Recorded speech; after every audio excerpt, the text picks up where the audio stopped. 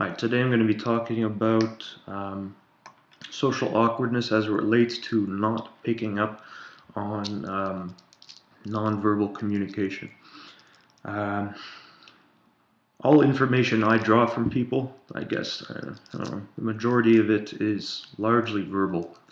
I'm generally not looking in the proper places or such things when I'm talking to someone, so I'm almost relying exactly on what they're saying.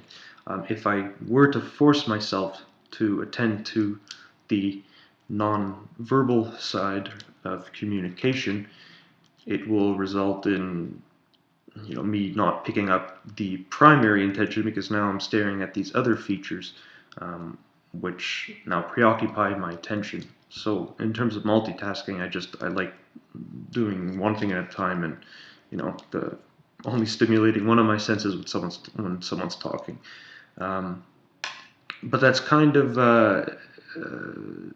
hypocritical because right now when I'm talking, I'm playing with this Tangle toy, right? And I'm not staring at the camera, and I find it much more easy to talk when staring at this than staring at the camera. So right now I'm thinking about looking at the camera, and it feels kind of uncomfortable and it's unnatural. And I'm going to draw mental blanks right now because I'm looking at the camera. But over here, when I'm looking at this toy, there's kind of a fluidity of thought. Um, it's just something to rest my eyes on that's predictable, and it's natural, right? It's natural. Me staring at the camera is unnatural. It's something effortful. Um, so, in terms of the whole, the stereotypical people with AS don't like looking people in the eye.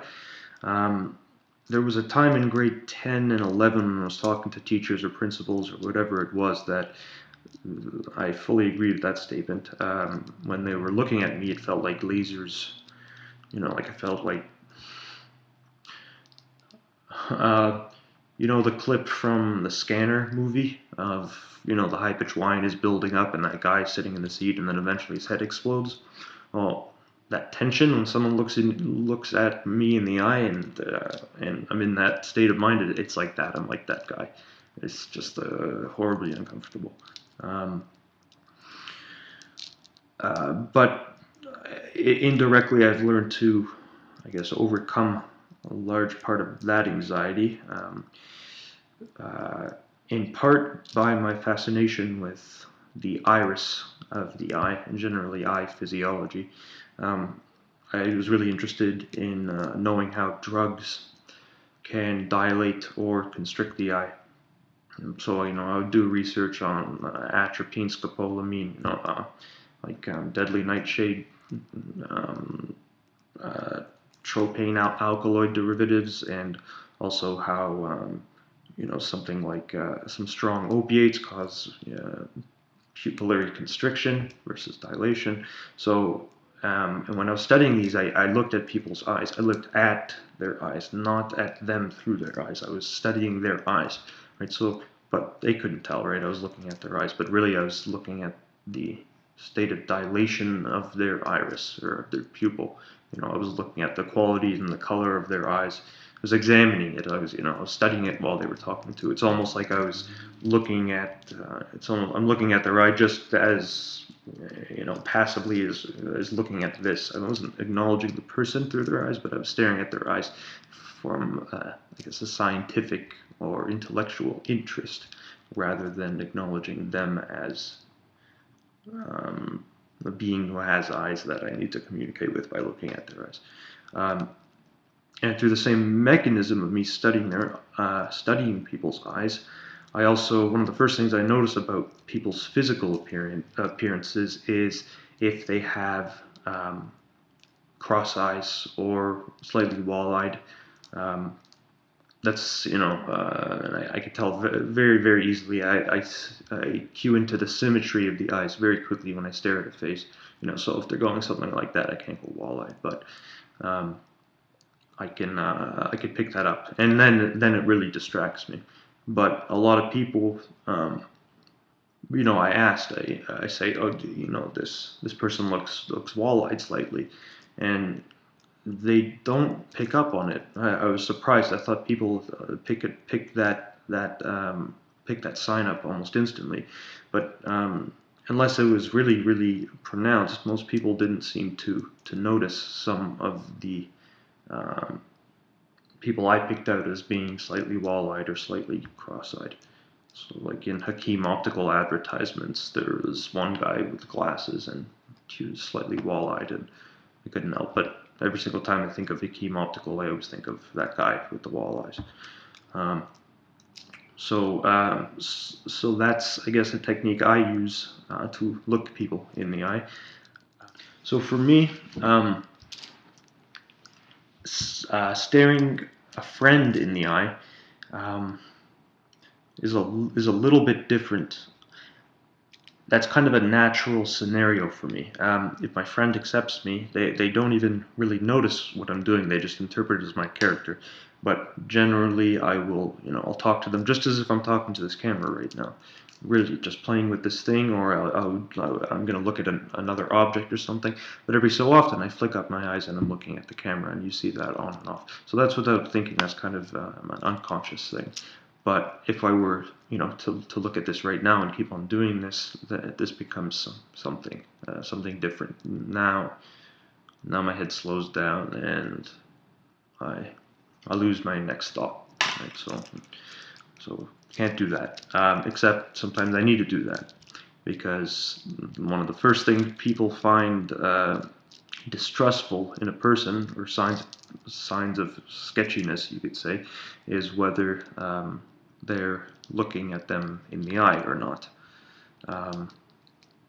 But for someone with AS, doesn't really apply. So some situations could get pretty uncomfortable. Some social slip-ups are such face-palm moments for me that I need to get them out of my head as fast as possible. I need to distract them from something else, and I don't really remember them so clearly, just because they're just a nuisance, and it's just always something that's always surprising. That's always surprises me when it happens, and it's like, oh shit! Like, come on. So as an example, I was coming home from a trip at the airport, and I was going through security, airport security, and I hate airport security. Even though I know there's absolutely nothing in my bag that could possibly, get me in trouble. I mean, all of my fluids and toothpastes are in a clear Ziploc bag. Everything's organized there, and I'm not bringing any aerosols, liquids, sarmi knives, and So there's no real reason I should be nervous, except for the very fact that there's someone there and they are an authority figure, and I'm going to need to act as normal as possible. I mean, this is at that point. The repercussions of not acting normal or doing some slip up it's harmless, right? They can't really do anything to me because it's just I don't have anything in my bag, right? But for me at that point, there's just something very demeaning if something like that was going to happen. So, for instance, I was in line, and before the X-ray machine, you go up to some guard and you give them your passport and your boarding pass, and they check to make sure it's you, and they okay you and write some small thing on your boarding pass. I never know what it is, some weird symbol. Or letters or numbers. So I go up to him immediately. I give one look and look down. Okay, there we go. That's the first thing. He's gonna say something, and then he says, "Well, how are you going? How's it going today? Or how are you?" And I look up for a second. Good. I'm good. Okay, well, that's really bad. So slowly things are getting worse and worse. So I'm there now, staring at my passport with him ahead of me, just waiting for his hands to say okay, or I'm listening to his voice while staring at my passport, kind of in like this daze, and just that's what I'm concentrating on. Then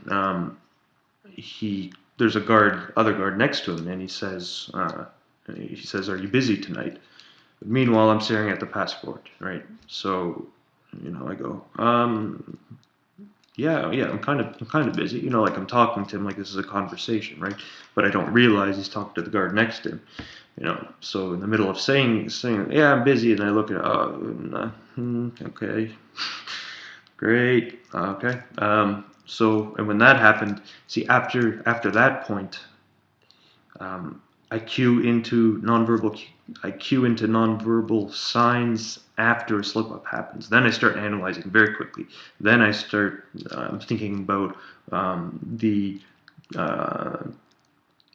the conclusions of my actions, right?